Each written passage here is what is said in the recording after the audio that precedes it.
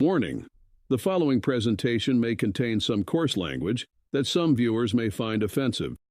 Viewer discretion is advised. A little while back, Bill Making Stuff asked a group of content creators to join him in the Big Bot Bash, where they used a D20 dice and the junk bot generator he created as a guide to create their bots.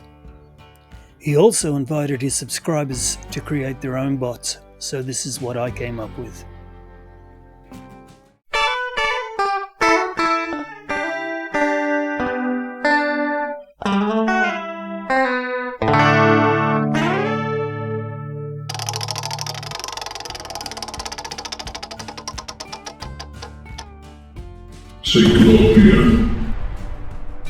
So for the head, I've decided to use the feet from this Bandai 1/48 scale ATST model kit.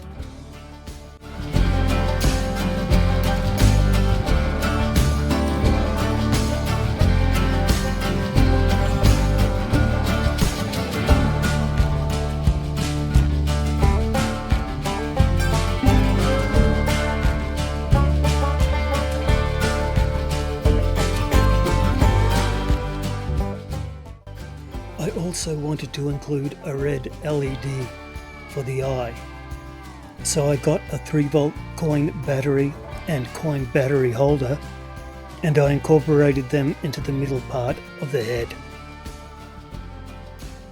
Now I'm trying to find an outer cover for the LED. I don't use the one you can see here, but I use a smaller one from the same 1/72 scale kit. Then I use some grey Tamiya primer,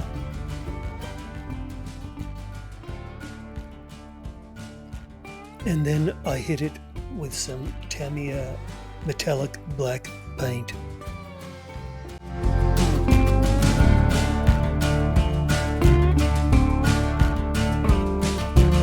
For the gaps, I used some mesh. Here I am going to glue a neodymium magnet and rubber washer to the top section of the head to hold it in place and make it easy to change the battery when necessary. I am going to use this rubber washer as the outer part of the neck. Here I just have some glue tack and a wooden dowel. As I fit everything into place, I'll eventually change it for a metal rod and some Bondo. Now I'm just testing that the light works. I temporarily have a piece of paper that I put between the battery and the contact. Eventually I will work out a switch. Now, slightly off camera, I'm using a specialized adhesive applicator to apply glue to my finger. And here I am gluing the magnet in place. And here is the head completed.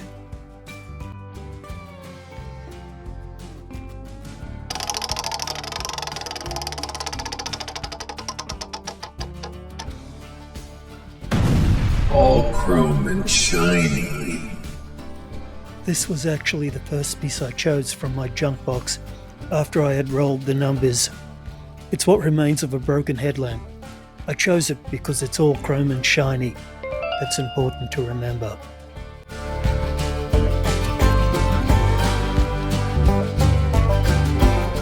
Now I'm just working out where to place the hole for the neck.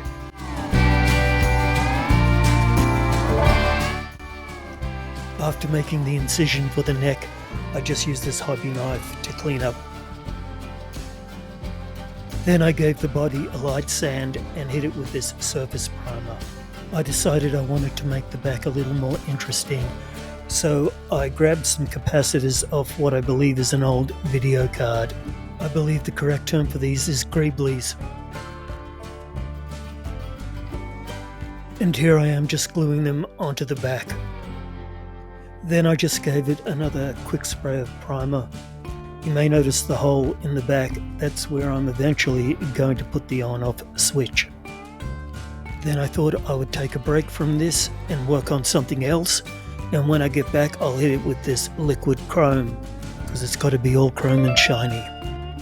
This is the build I am currently working on. Its foundation is juice bottles. Then when I got back I painted the body with metallic black and a dusting of gold.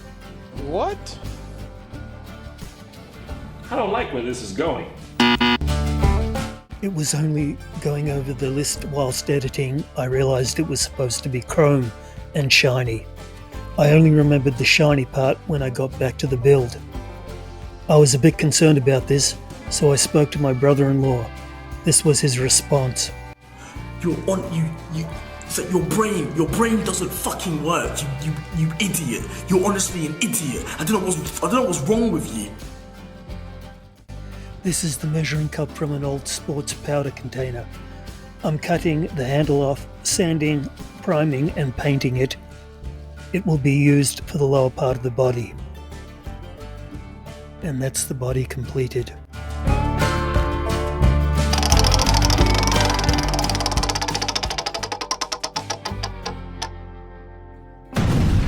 Hydraulic. For the upper part of the arms, I'm using these pumps from some shampoo bottles. I give them a quick sand, a coat of primer and then a coat of paint.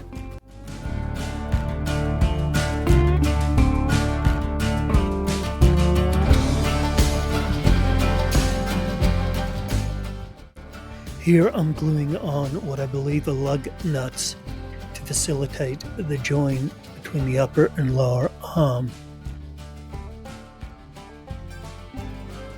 I'm using brass rods as part of the lower arm. I'm also using this silver or chrome rod or piece of it and crimping it to join the brass rod to the elbow. Then I just jam some wire into the arms and glue it all together. I also glue this washer onto the elbow.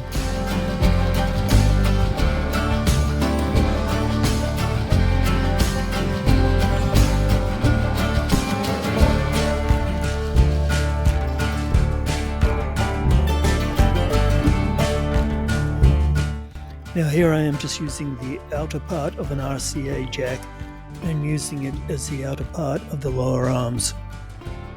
And that was the arms completed.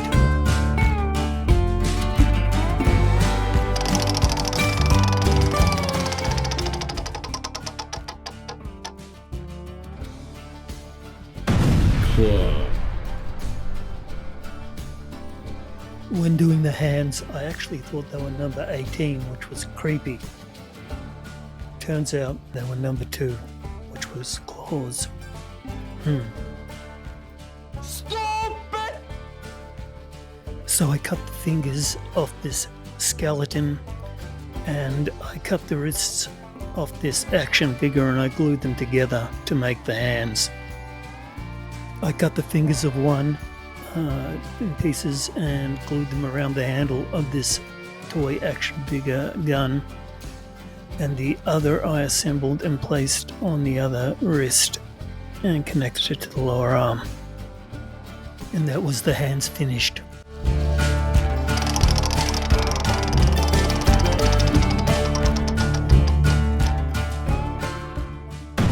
Nice pins. For the legs, I'm going to use the ends of this broken electric guitar cable.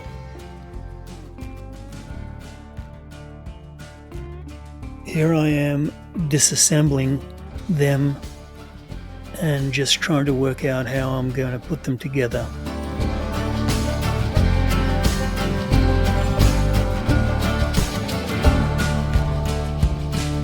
So I use some wire to hold them together and to keep the shape I want. I also use these earbud headphones and some rubber washers for the hip joints.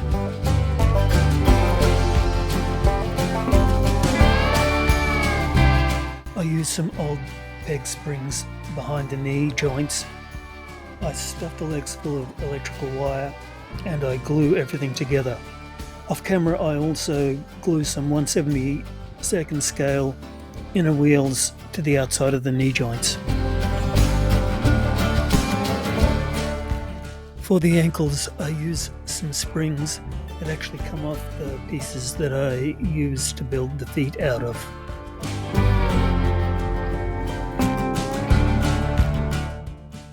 Now I'm just gluing the ankles onto the legs.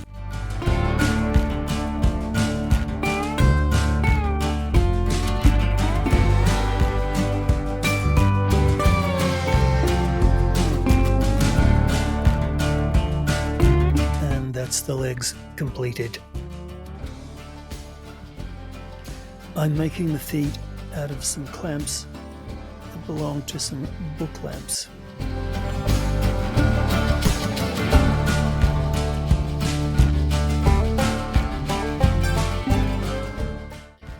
And there are the springs that I used for the ankles.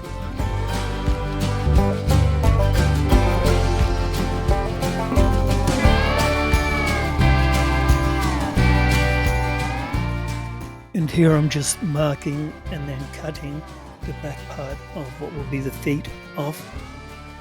Then I'll end up shaping the back part, cutting the corners off.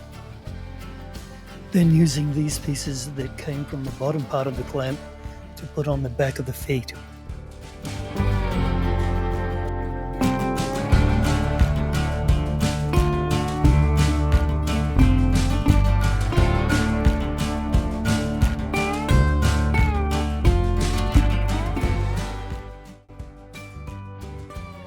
I shape them with a file off camera before I paint them. Here I am going to cut the front part of the feet to make it look like it has some form of articulation.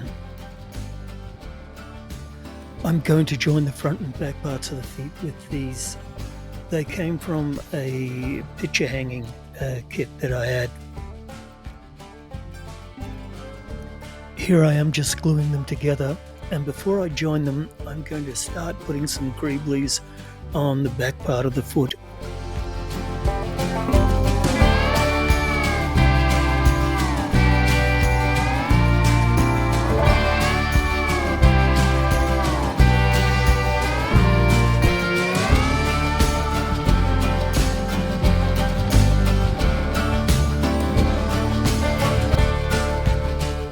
I join them and then I continue to greebly them from this ATSD kit.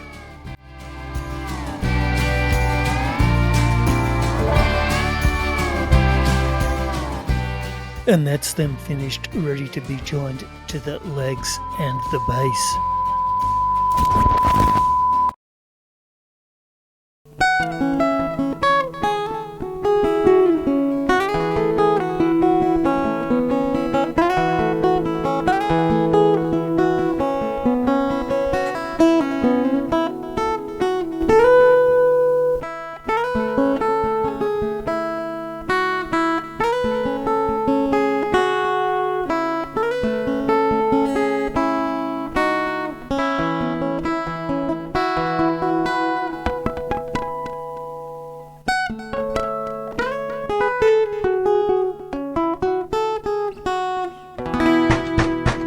Making that noisy racket and get back to work.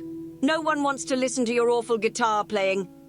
And quite frankly, I don't think anyone will want to watch your videos. It's very odd, you know, rummaging through rubbish to make stupid little toys. Not toys. It's odd. You're odd. You're a very odd little man. Oh, for goodness sake, Agnes. Leave the boy alone. He's not doing any harm. What are you talking about, Merv? Your son is not a boy. He's 43. He's a 43-year-old odd little man that lives in our basement and makes stupid little toys out of rubbish. There is something very wrong with him, you know. Something very wrong indeed. At least he's doing something else with his hands. What? Dad!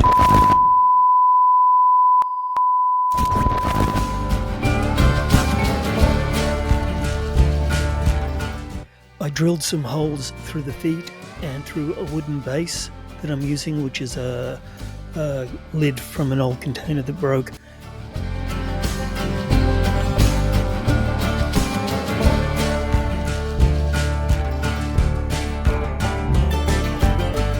And Here you can see the brass rods and the feet that have been glued in place.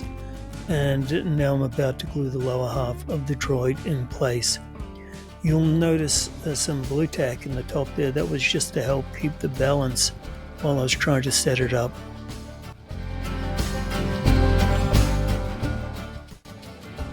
Off camera, I cut up the skeleton that I used earlier and I glued it to the base.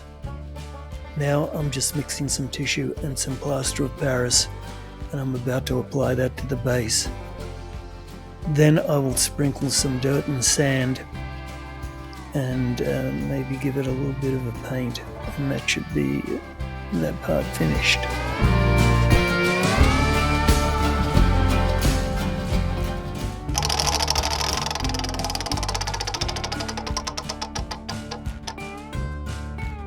Killing machine.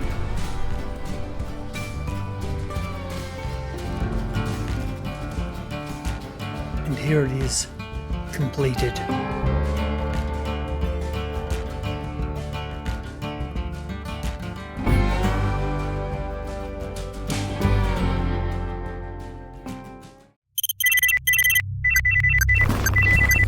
In the desolate expanse of an alien planet, a lone android roamed. Its sleek metallic frame, a testament to human ingenuity, cast long shadows across the barren landscape. It prowled with unyielding purpose, driven by a directive etched into its synthetic consciousness: seek and destroy. This android was a relic of a war that had raged between two human factions, a war now relegated to the annals of history. Deployed with lethal efficiency, armed with an ATEC T-45 blaster, it had hunted down the enemy with ruthless precision.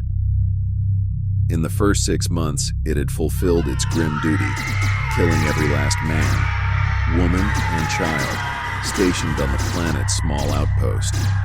But as the dust settled and the echoes of conflict faded, the android remained.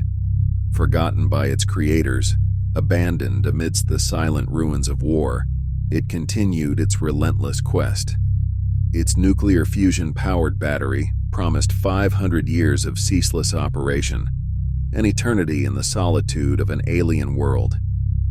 Then, one fateful day, newcomers arrived. A scouting party from the very race that had birthed the android, drawn to the planet in search of valuable resources. Oblivious to the presence of their own creation, they began their quest. The android, detecting their presence, locked its sensors onto the newcomers, and for the first time in nearly 50 years, it could continue its mission: eradication of all planet-side humans.